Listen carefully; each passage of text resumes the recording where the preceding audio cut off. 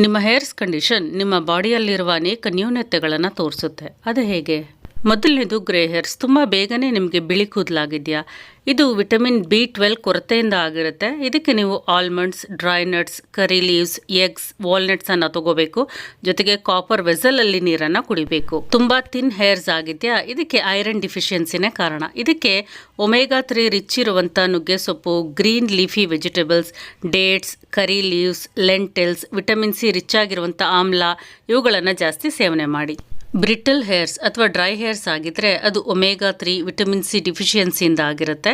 ಇದಕ್ಕೆ salmon fish, ಆಮ್ಲ flax seeds, walnut, chia ಸೀಡ್ಸನ್ನು ಸೇವನೆ ಮಾಡಿ. ಡ್ಯಾಂಡ್ರಫ್. ಇದಕ್ಕೆ ಜಿಂಕ್ ಮತ್ತು ವಿಟಮಿನ್ B6 ಡಿಫಿಷಿಯನ್ಸಿನೇ ಕಾರಣ. Pumpkin seeds, egg yolk, fish, sweet potato, green ಲೀವ್ಸನ್ನು ಸೇವನೆ ಮಾಡಬೇಕು.